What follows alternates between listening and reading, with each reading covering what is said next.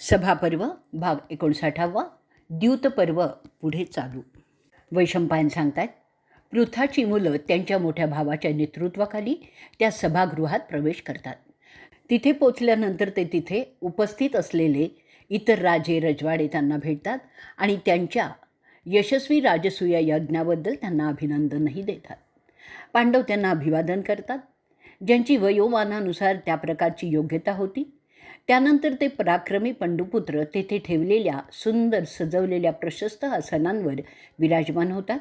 ते व्यवस्थित बसल्यावर सुवलाचा मुलगा शकुनी युधिष्ठिराला म्हणतो, अहो राजर्षी, आता सभागृह भरलेले आहेत. सगळे आपल्या आगमनाचीच प्रतीक्षा करीत आहेत. तरी कृपया द्यूताचा डाव सुरू करू. त्यासाठी जे नियम असावेत ते सुद्धा निश्चित करण्याचं काम सुरू करूयात. युधिष्ठिर त्यावर म्हणतो, द्यूतात लुच्चेगिरी हा नेहमीचाच धोका असतो, कारण त्या द्यूतात क्षात्र तेज नसतं. तो सावकारीचा प्रकार ठरतो. जो द्यूत सच्चाईने खेळला जातो तोच क्षत्रियांचा खेळ समजला पाहिजे. ज्या द्यूतात सच्चाई नाही तो द्यूत पापकारक असल्यामुळे मी तसा द्यूत खेळण्यास बांधलेला नाही. म्हणजे आपल्यापैकी कोणीही खरा क्षत्रिय बांधलेला नाही आहे. ते ऐकल्यावर शकुनी विचारतो, जर असं आहे तर तुम्हाला द्यूत का आवडतो? त्यावर युधिष्ठिर सांगतो, मी आत्ताच सांगितलं की सच्चाईने जो द्यूत खेळला जातो तो क्षत्रियांचा द्यूत असतो आणि ज्या द्यूतात फसवणूक आहे तो वैश्यांचा द्यूत असतो. ते मला मान्य नाही आहे. अरे शकुनी, तू जो द्यूत खेळतोस ना तो फसवाफसवीचा असतो हे इथे सगळे जमलेले राजे देखील जाणतात. तशा असत्यावर आधारित द्यूतात मला अजिबात रस नाही आहे. जर खरा प्रामाणिक द्यूत असेल तरच तो क्षत्रियांनी खेळायचा असतो. त्याला उत्तर देण्यासाठी शकुनी म्हणतोय, उच्चकुलीन द्यूत खेळणारे जाणतात द्यूतातील बारकावे. त्यातील चतुर चालीसुद्धा ते जाणतात. प्रतिस्पर्ध्याला घाबरवण्यासाठी ज्या चाली खेळल्या जातात त्यांना कोणी फसवणूक जर समजत असेल तर ते योग्य नाही आहे. प्रतिस्पर्ध्यांचे अंदाज खोटे ठरवण्यासाठी काही डाव केले जातात. त्यांनासुद्धा काही कच्चे खेळाडू फसवणूक समजतात. ते सुद्धा योग्य नाही आहे. ज्याला हे सगळे बारकावे समजतात ना तो न घाबरता त्या सगळ्या चाली द्यूत खेळाचा भाग आहेत हे समजून तो खेळू शकेल. फासा आपल्या बाजूला पडणं किंवा विरुद्ध बाजूला पडणं हाच तर खेळ आहे. त्यात आणखीन काय फसवणूक होऊ शकते? फासा फेकण्यात फक्त कला असते. ज्याच्याकडे ती आहे तो जिंकत जातो. एवढंच सत्य या खेळात आहे. समजलंस का पृथापुत्रा? द्यूताबद्दलचे गैरसमज ते लोक पसरवतात ज्यांना हे फाशा फेकण्याचं तंत्र समजत नाही. एवढं बोलल्यानंतर शकुनी 1 मिनिटभर थांबतो आणि परत म्हणतो, चला वेळ व्यर्थ न दवडता खेळाला सुरुवात करूयात. शकुनीचे ते फसव्या द्यूताचं समर्थन न पटल्यामुळे युधिष्ठिर पुन्हा म्हणतो, ते सर्वश्रेष्ठ मुनी देवल असितांचे पुत्र ज्यांच्याकडून मी मार्गदर्शन घेतलेलं आहे त्यांनी या अशा सर्व गोष्टींबद्दल जे सांगितलं आहे ते पाहिलं पाहिजे. कोणत्या कृतीमुळे क्षत्रिय स्वर्गात जातो, कोणत्या कृतीमुळे तो पाताळात जातो ते त्यांनी सांगितलेलं आहे आणि ते नियम सर्व कुलीन क्षत्रियांना बंधनकारकच असतात. ते काय ते पाहायला पाहिजे. त्यात त्यांनी सांगितलेलं आहे की कोणताही असत्यावर आधारित खेळ राजा खेळू शकणार नाही. युद्धसुद्धा नियमानुसारच खेळलं गेलं तरच ते खरं युद्ध, एरवी तो छलच समजावा असंच दिलेलं आहे. द्यूतालासुद्धा तेच नियम लागू होतात. द्यूतात फासे टाकणारा खेळणाऱ्यापेक्षा वेगळा असावा आणि तो त्या जागी बसलेला नसावा असं सांगितलेलं आहे.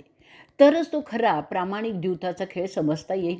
अरे शकुनी, द्यूताच्या कमाईत ब्राह्मणांना दान करता येत नाही म्हणून तो मार्ग कुलीन क्षत्रियांसाठी वर्ज्य समजला जातो. तू खोटा खेळ खेळून आमच्या मेहनतीने मिळवलेली ती सारी संपत्ती हडप करण्याचा बेत करत आहेस हे न समजण्या इतके आम्ही काही दुधखोळे नाही आहोत. तशा मार्गाने मिळालेल्या वैभवात सुख नसतं, कारण त्यावर राक्षसांची मालकी होते. जे जे काही असत्याने माणूस मिळवतो ते सगळं वस्तुतः राक्षसांचंच असतं आणि राक्षस त्याचा उपयोग करू लागल्यास त्या माणसाचा नाशही होत असतो असं ऋषी सांगतात. म्हणून अशा कमाईचं कौतुक तू करण्याचा जर विचार करत असशील तर ते तुझ्यासाठीच घातक आहे. त्यावर शकुनीही म्हणायला लागतो, अहो शहाणे युधिष्ठिर, जिंकण्याची इच्छाच मुळी पापकारक असते हे माहीत असूनसुद्धा तू मला शहाणपण सांगतोस ते काही योग्य नाही आहे.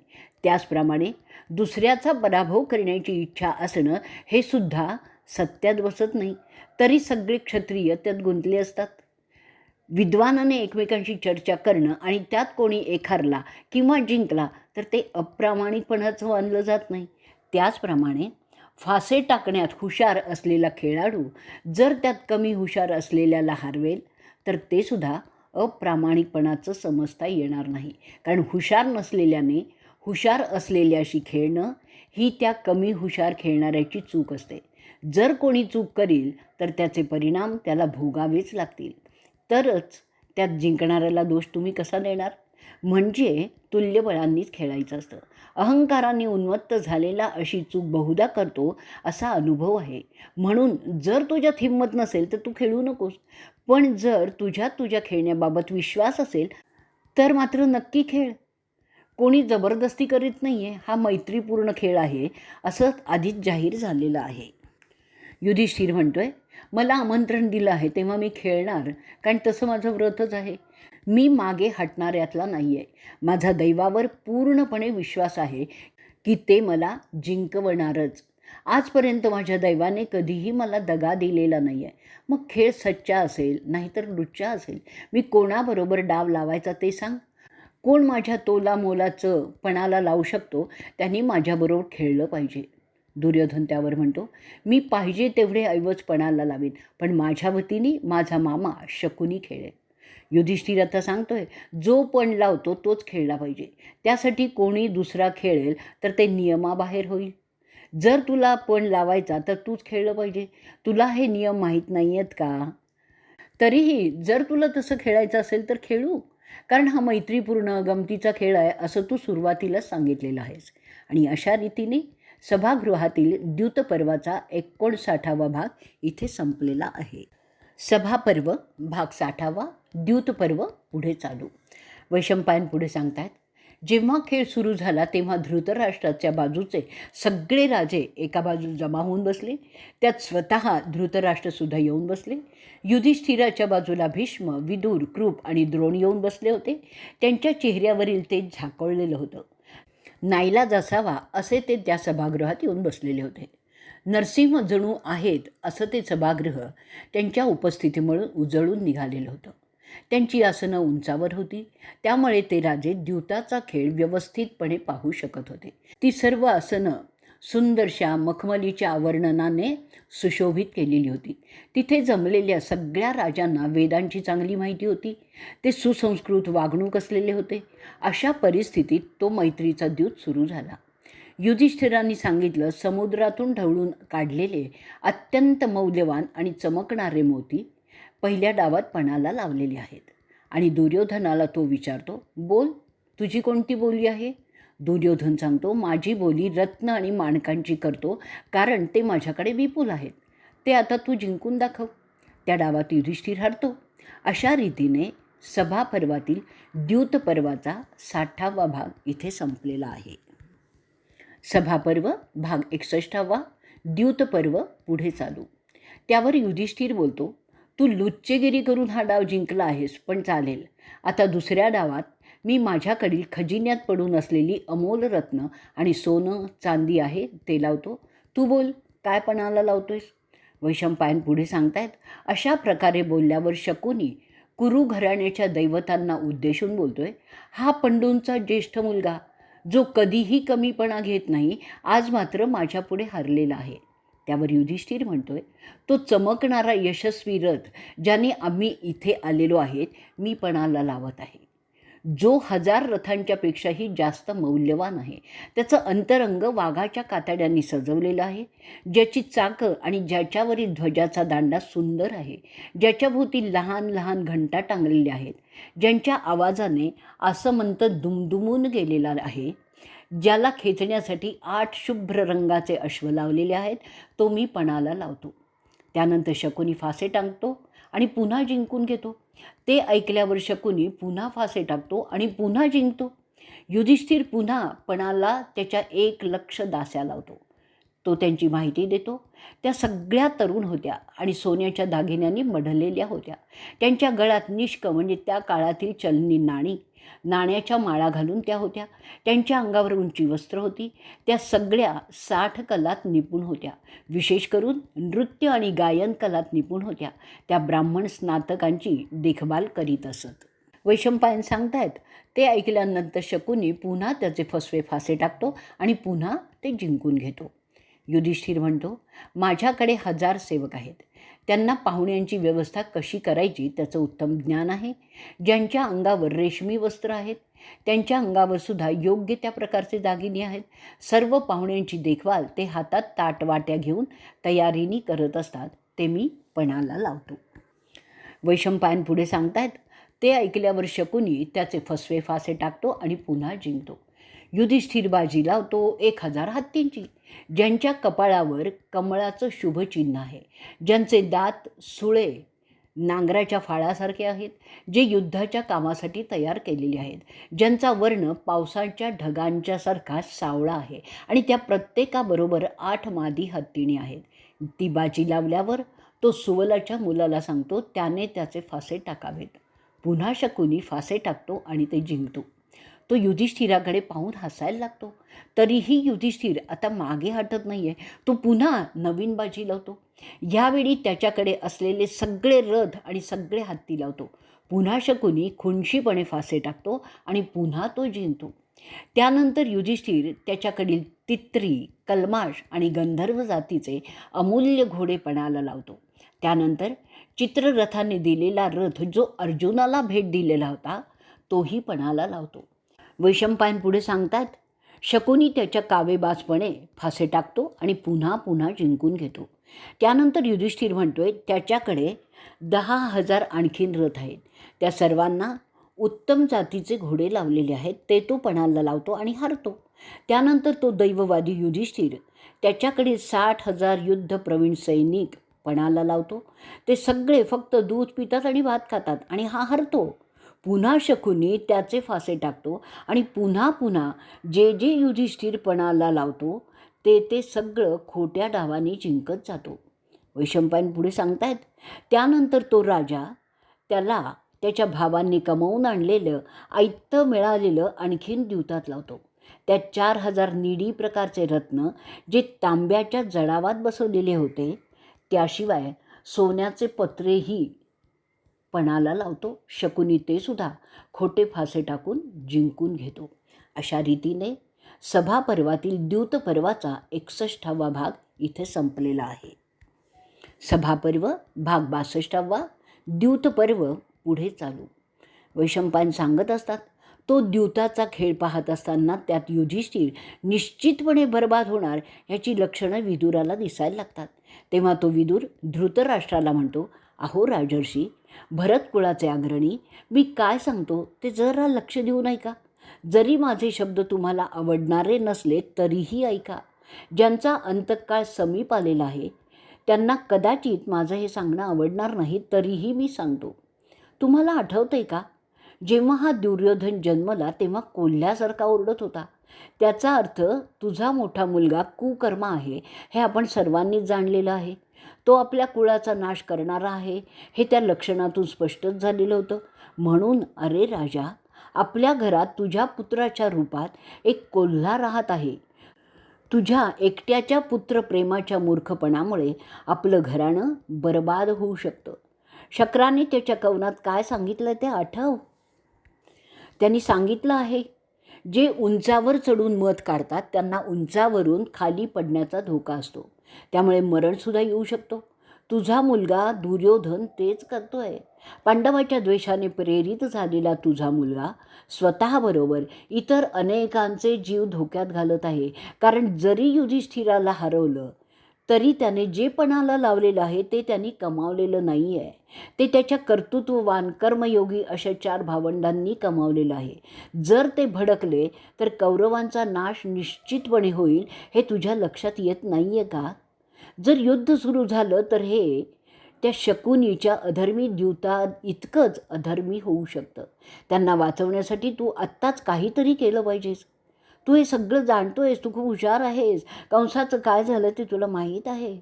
सगळेच भोज त्याच्या इतर मुलांच्या भल्यासाठी एकाला सोडून गेलेत आणि त्यानंतरच भोज, अंधक आणि यादव एकत्र येऊन त्याला कृष्णाच्या मदतीने त्यांना ठारही मारलेलं आहे. त्याचप्रमाणे तुझ्या आदेशाने हा राक्षस तुझा सुयोधन, त्याला जर अर्जुनाने ठार मारलं तर तुझे इतर कौरव सुखाने त्याचं राज्य उपभोगू शकतील.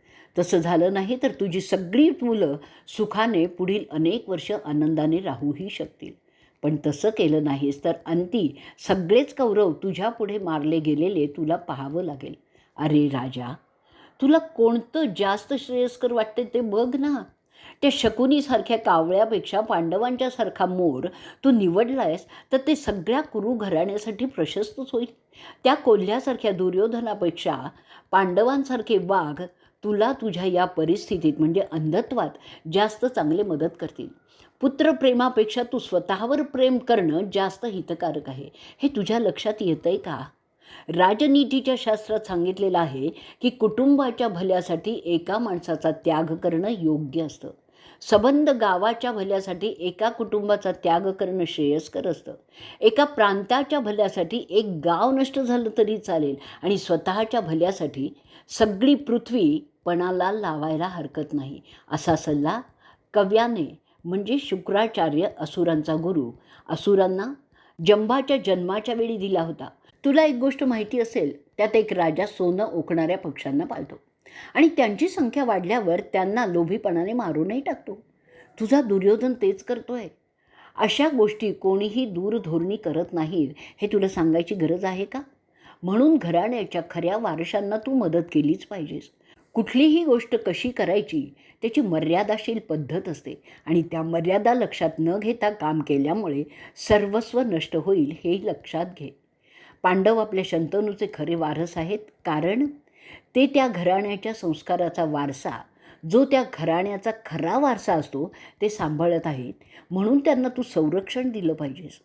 तुझे पुत्र जरी रक्ताने तुझे वंशज असले ना, तरी ते संस्काराने अजिबात शंतनूचे वारस नाहीत, कारण ते असुर संपदाचे वारस आहेत. त्याउलट आपला वारस आहे दैवी संपदेचा.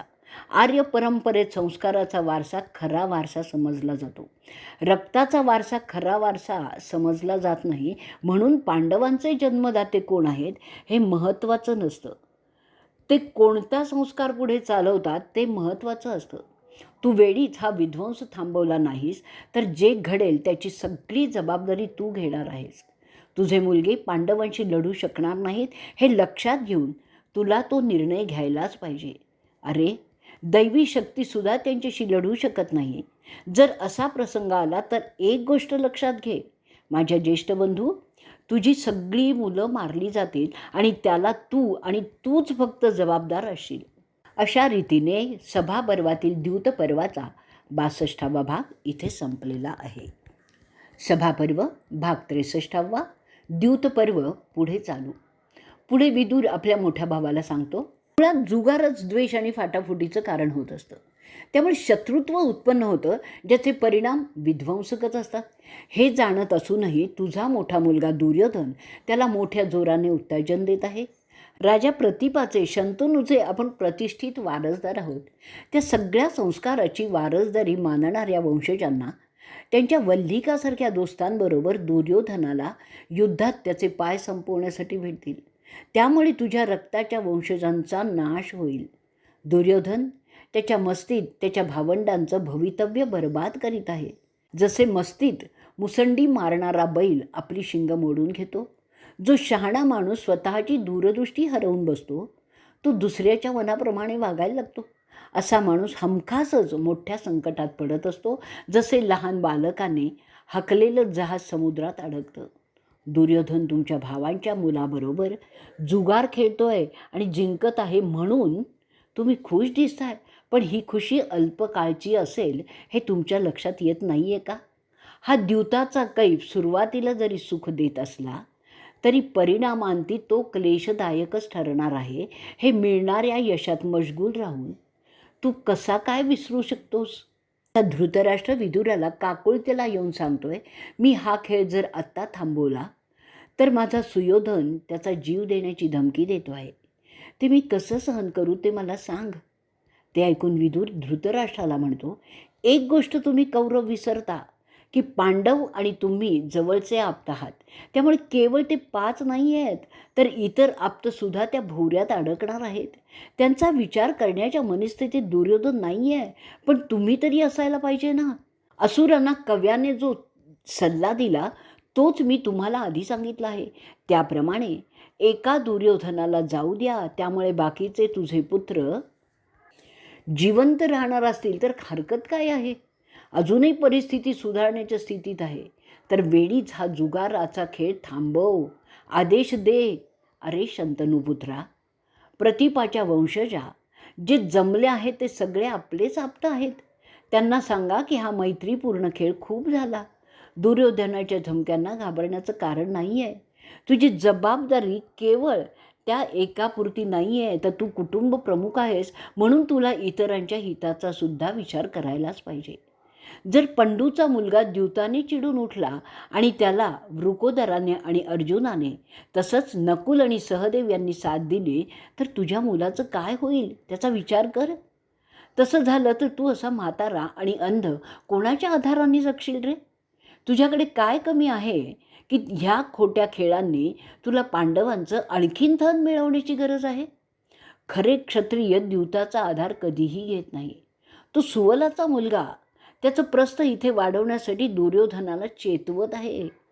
त्याच्या प्रयत्नांना तू उत्तेजन देऊ नकोस. प्रतीप आणि शंतनूच्या काळात हे काय अभद्र होत आहे. आपले पितर आपल्याला माफ करणार नाहीत हे तुला समजलंच पाहिजे. तुझ्या म्हातारपणी खरं तर हे पांडवच तुला आणि गांधारी मातेला आसरा आहेत. तुझे पुत्र काय लायकीचे आहेत हे तू चांगलंच ओळखतोस. त्या शकुनीला त्याच्या गंधार देशाला ताबडतोब पाठवून दे. त्यातच सगळ्या कुरु घराण्याचं भलं आहे. आपल्याला घरात युद्ध नको आहे. मी स्पष्टपणे सांगतोय, त्याला भीष्म आणि द्रोण कृप या सर्वांचीच सहमती आहे. अशा तऱ्हेने सभापर्वातील द्यूतपर्वाचा 63वा भाग इथे संपलेला आहे. सभापर्व भाग 64वा. द्यूतपर्व पुढे चालू. ते विदुराचं धृतराष्ट्राशी मोठ्यांदा होणारं बोलणं दुर्योधन ऐकतो आणि म्हणतो, अहो काका, तुम्हाला माझ्या शत्रूंचं भारी कौतुक असतं. माझ्या बापाच्या मुलांमध्ये तुम्हाला नेहमीच काहीतरी खोट दिसते. आम्हाला माहीत आहे की ते पांडव तुमचे लाडके आहेत. तुम्ही आमचं नेहमीच द्वेष करत आलेला आहात. हा जगाचा नियमच आहे की कोणताही इसम त्याच्या लाडक्यांचंच भलं व्हावं असं पाहतो आणि ज्यांचा तो द्वेष करतो त्याच्या विरुद्ध ते बोलतच असतो. त्याप्रमाणे तुझं हे वागणं आहे. म्हणच आहे की आपला तो बाब्या आणि दुसऱ्याचं ते कार्ट. तुमचा हा जो सल्ला आहे ना, जो तू माझ्या पित्याला देत आहेस, तो त्या गुणांमुळेच तू करत आहेस. तू खरं काय ते कधीच बोलत नाहीस. तुझ्या मनात आमच्याबद्दल जो हेवा आहे त्यापेक्षा तुझ्या बोलण्यात कितीतरी जास्त आहे. आमच्या प्रिय पित्याला आमच्या विरुद्ध लुटवण्याचा तू प्रयत्न करत आहेस ते मी कधीही सहन करणार नाही. आम्ही तुला सांभाळतो जसा साप सांभाळावा. तू त्या मांजरासारखा आहेस, जे त्याला दूध देणाऱ्यालाच ते चावतं. शास्त्र सांगतं की धन्याचा द्वेष करण्यासारखं महापाप नाही. तुला असं पाप करताना लाज कशी वाटत नाही.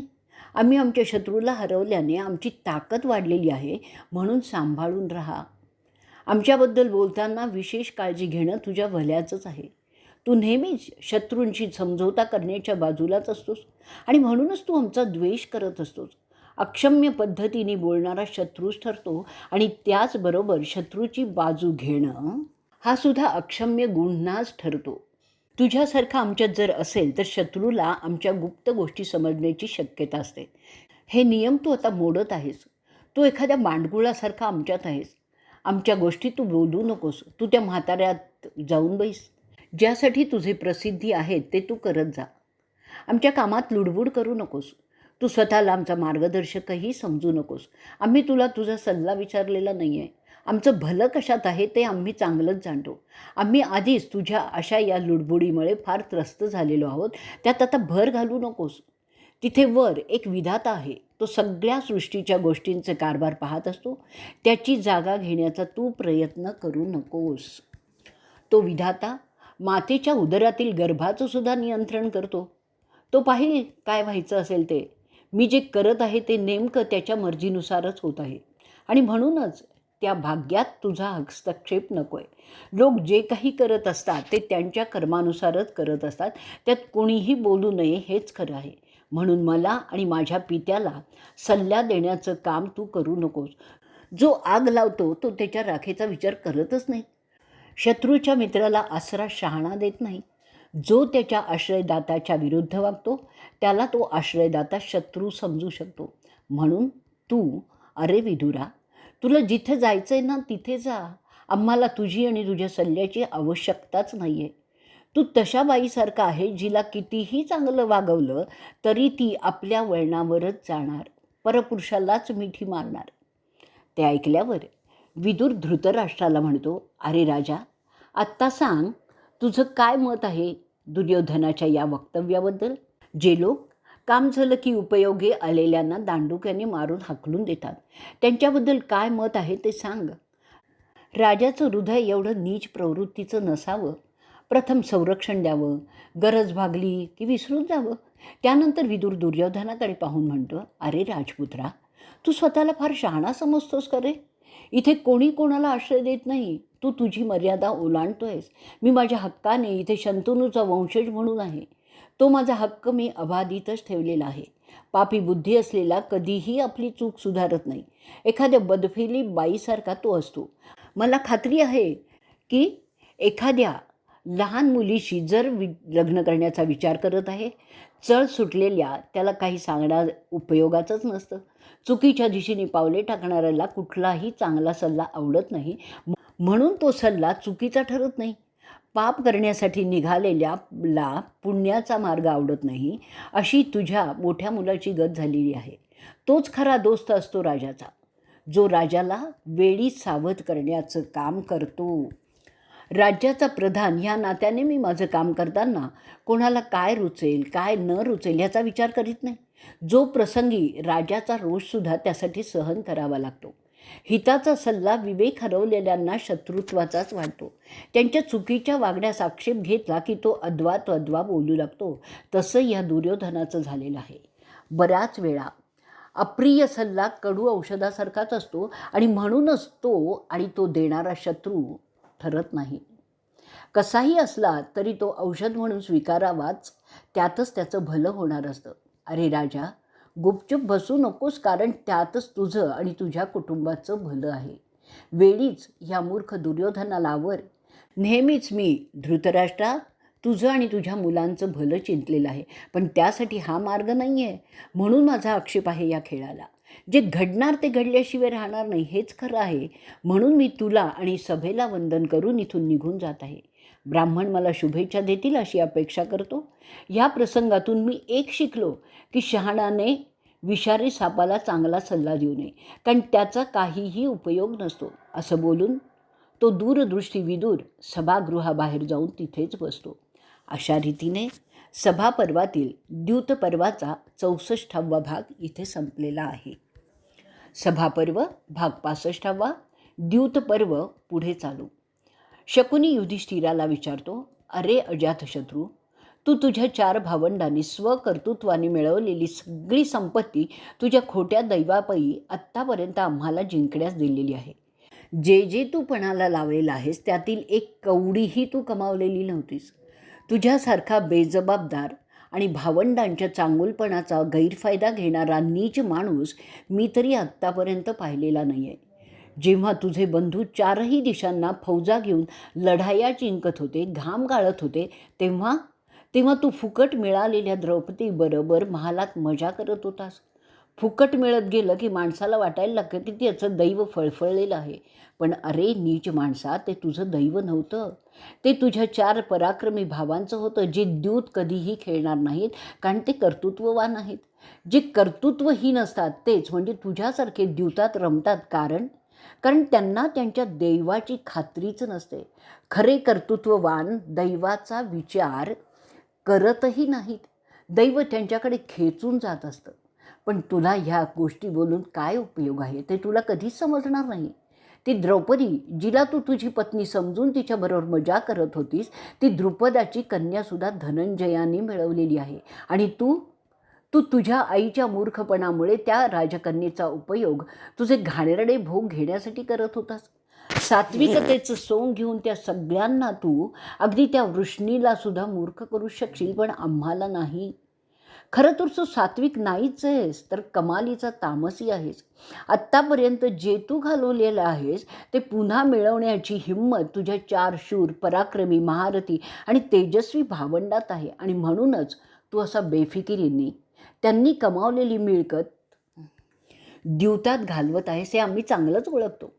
एवढं बोलल्यावर तो सुवलाचा पुत्र शकुनी युधिष्ठिराला विचारलं, काय तू अजूनही खेळू इच्छितोयस का? तुझ्याकडे तुझ्या भावंडांनी मिळवलेली आणखीन संपत्ती आहे का? युधिष्ठिर त्याला एक प्रश्न विचारतो.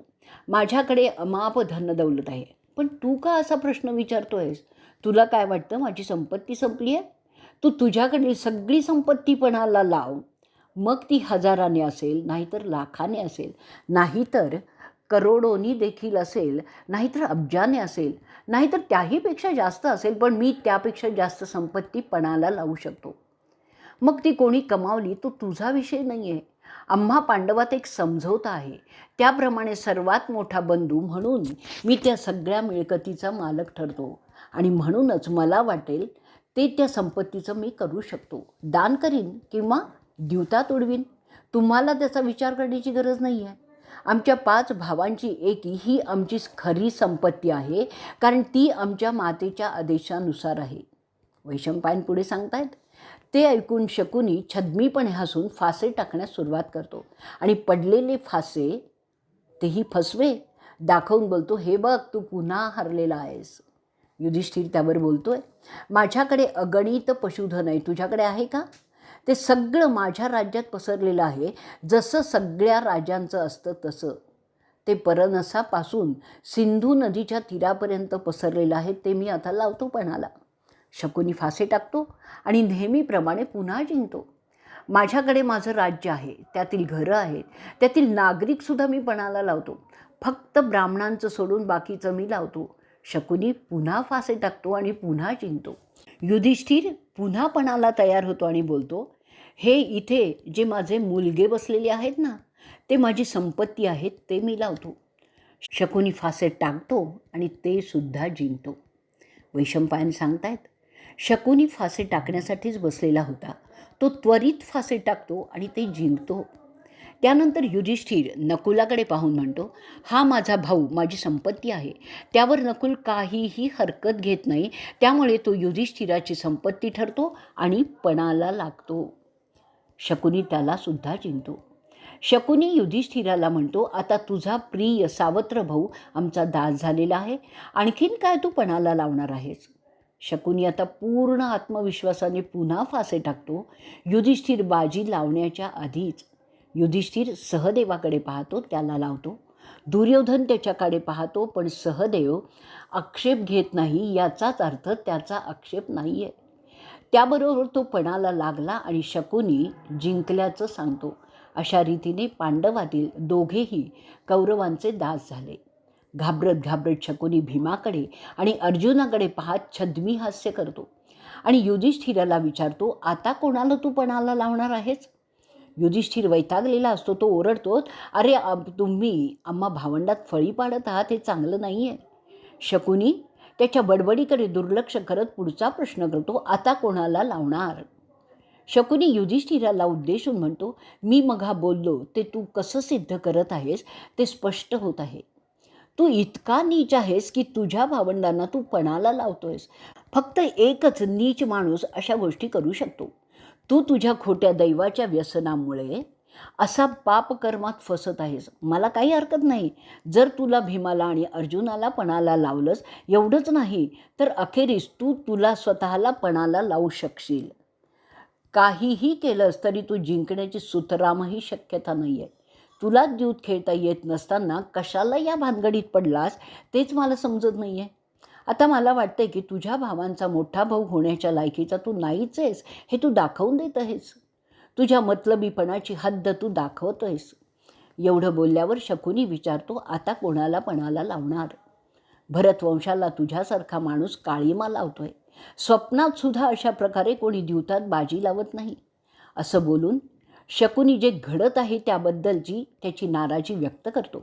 तो सांगतो त्याच्या मनात पांडवांच्याबद्दल खूप आदर आहे, पण दुर्योधनासाठी तो खेळतोय. सगळ्या पांडवांच्याकडे पाहून तो त्याची अस्वस्थता खांदे उडवून दाखवतो. त्याच्या वागण्याचा अर्थ असा निघत होता की युधिष्ठिरामुळे हा अनर्थ होत आहे. असं वागण्याचं कारण द्यूतात जरी हरले तरी ते मोठे योद्धे होते आणि शेवटी सगळ्याच गोष्टी लढाईनेच निश्चित होणार असतात. त्यात कौरवांची हार निश्चित होती, तरीही तो द्यूताचा डाव अजून संपलेला नव्हता. युधिष्ठिर वैतागून बोलायला लागतो, आता कौरवांशी 2 हात होणं लांब नाही, कारण मला आता फाल्गुनाला म्हणजेच अर्जुनाला पणाला लावावं लागत आहे.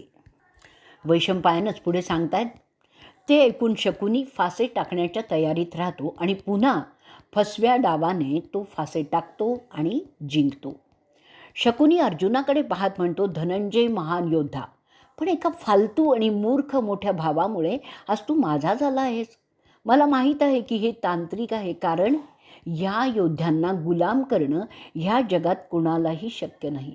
तरीही तत्वतः मी आता त्यांचा मालक झालेलो आहे. तेव्हा आता युधिष्ठिरा बोल, तुझी पुढची बोली कोणाची आहे? आणखीन कोणती संपत्ती तुझ्याकडे आहे जी तू पणाला लावू शकतोस? युधिष्ठिर म्हणतोय, मला माहीत आहे की हा माझा भाऊ पणाला लावण्याच्या सारखा नाही आहे, पण तरीसुद्धा मी त्याची बोली लावतो आणि बोलतो, हे माझे 4 भाऊ जरी मी हरत असलो तरी त्यांना काबूत ठेवण्याची हिंमत तुमच्यात असली पाहिजे, कारण ती जबाबदारी माझी नसेल. त्यांच्यामुळे तुमचं काही नुकसान झालं तर ते तुमच्या मूर्खपणाचं असेल. ते ऐकून तिथे जमलेले सगळे राजे हे काय घडत आहे असं पाहत राहिलेले होते. ते ऐकल्यावर दुर्योधन घाबरतच त्या भीमाकडे पाहतो, पण तो आज्ञाधारक भाऊ किंचितही विरोध करत नाही. त्यामुळे बोली लागते. त्यात सुद्धा युधिष्ठिर हरतो. भीमाकडे नजर उठवून पाहण्याची कोणाचीही हिंमत नव्हती आणि संपूर्ण सभागृह निशब्द झालेलं होतं. शकुनी त्याचे फासे हातात घेऊन खूळ खूळ वाजवत युधिष्ठिराला बोलतो, घोडे, सैनिक, दास्या, हत्ती आणि आता हे तुझे जिवलग भाऊ तू माझ्याकडे हरलेला आहेस. अजून तुझी द्यूत खेळण्याची खुमखुमी संपली नाही आहे का? युधिष्ठिर त्यावर बोलतो, मी सगळं सतत हरत आहे. एकाही डावात मला यश आलेलं नाही आहे. हे कसं माझं दैव आहे? असं बोलल्यानंतर तो इंद्रप्रस्थाचा नरेश शकुनीला म्हणतो, आता सांग, तू जिंकलेला असल्यामुळे यापुढे मी काय करायचं? वैशंपायन पुढे सांगतायत, ते ऐकल्यावर शकुनी पुन्हा फासे टाकतो आणि जिंकतो आणि तो सांगतो, अहो इंद्रप्रस्थाचे नरेश, तुम्ही स्वतःला लावलेला आहे आणि हरलेला आहात. पुढे तोच बोलतो, अहो हे फारच वाईट झालं हो. एवढं झाल्यावर तो हलकट शकुनी, सुवलाचा पुत्र, दुर्योधनाचा दोस्त आणि मामा, त्या सगळ्या जमलेल्या राजांना उद्देशून म्हणतोय, आपण सगळे माझ्या फाशात अडकलेल्या आहात, परंतु अजूनही एक चीज आहे जी युधिष्ठिराला अतिशय प्रिय आहे. ती पणाला लावलेली नाही आहे. ती आहे पांचाल कन्या, या सगळ्या पांडवांची समाईक पत्नी. तुझा जर दैवावर इतका विश्वास आहे तर तिला पणात लावून पहा, काही नशीब साथ देतंय का? हे ऐकून दैव वेडा युधिष्ठिर सांगतो की तो त्यांची सामायिक बायको, जी सावळी आहे, बुटकी आहे, केस जिचे कुरळे आहेत, जी साक्षात लक्ष्मीसारखी आहे, तिला मी पणाला लावतो. मी तिच्या दैवाने निश्चित पुन्हा सगळं काही जिंकून घेईन. आणि भावनेच्या भरात तो विवेकशून्य झालेला यमाचा पुत्र द्रौपदीचं वर्णन करतच राहतो. तिच्या सौंदर्याचं कौतुक करतो. कोणाही माणसाला अशी पत्नी असावी असंच वाटेल असं तिच्याबद्दल बोलतो. रात्री उशिरा झोपणारी आणि सकाळी लवकर उठणारी, प्रेमळ, जिचं शरीर मऊ मुलायम आहे, जिच्या स्पर्शाने सुख मिळतं, सर्व कामात निपुण आहे, बोलण्यात गोड आहे, वगैरे वगैरे वगैरे. हे वर्णन ऐकल्यावर तो सुवलाचा पुत्र आवाज देतो की चला त्या सुंदरीला आणा. तिला पणाला लावलेलं आहे तिच्या पतीने. अर्थातच तिच्या संमतीशिवाय तिला पणाला लावता येणार नाही, तरी तिला इथे हजर करावं, म्हणजे मी फासे टाकीन. वैशंपायन सांगतायत, त्या दैववेड्या, ज्यांनी त्याची बुद्धी दैवापुढे हरवलेली आहे, अशा युधिष्ठिराने द्रौपदीला आणण्याचं सांगितलं, मात्र त्यामुळे तिथे जमलेल्या सगळ्या आमंत्रितांमधून छी छी असे तिरस्कारदर्शक उद्गार निघाले. तिथे उपस्थित असलेले सगळे वडीलधारी पुरुष अस्वस्थ झाले. सगळे एकंदरच जे तिथे होत होते त्यावर विश्वास न बसल्यासारखे हळहळ करायला लागले होते. भीष्म, द्रोण, कृप यांना तर घाम फुटला होता. सभागृहाबाहेर बसलेल्या विदुराने त्याचं डोकं दोन्ही हातात पकडून विवेक नष्ट झाला आहे असाच बसलेला होता. सापाची जशी वळवळ व्हावी तशी त्यांची गत झालेली होती. आणि असं जरी झालं तरी तो अंध राजा धृतराष्ट्र मात्र ते सगळं ऐकून खुश झाल्यासारखाच स्मित करीत होता. जणू त्याला जे घडत होतं त्याबद्दल समाधानच वाटत असावं. तो अंध राजा इकडे तिकडे चेहरा फिरवत विचारत होता, काय डाव शकुनीने जिंकला काय? तो त्याचा हर्ष लपवू शकत नव्हता. कर्ण आणि दुःशासन आणि इतर कौरव एकमेकांशी हसत खिदळत होते. त्याचवेळी इतर बहुतेकांच्या नेत्रातून अश्रू वाहत होते. कोणी डोळे पुसत होते तर कोणी ते लपवत होते. पुन्हा पुन्हा सुवलाचा तो धूर्त मुलगा आपण युद्ध जिंकलेलो आहोत आणि ते सुद्धा एकट्याने अशा आविर्भावात इकडे तिकडे पाहत होता. जणू तो शाबासकीचीच दात मागत होता.